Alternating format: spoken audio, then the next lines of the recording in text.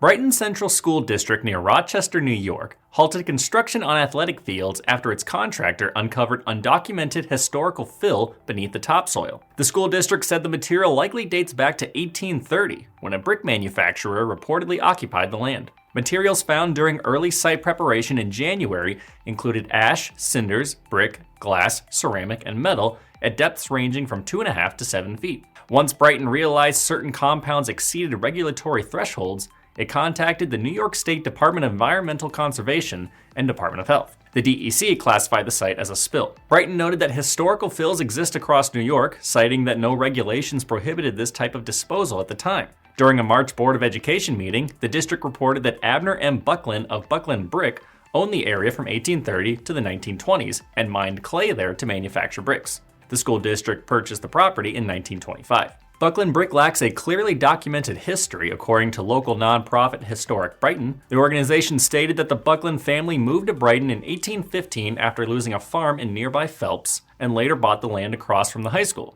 Clay deposits in the area reportedly supported multiple structures in Rochester. Brighton estimated that remediation options could cost over $14 million.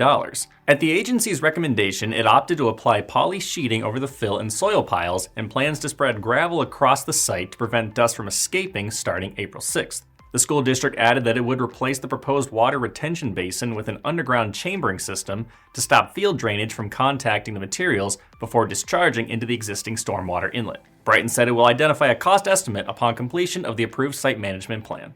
I'm Nolan Beilstein. This is Manufacturing Now.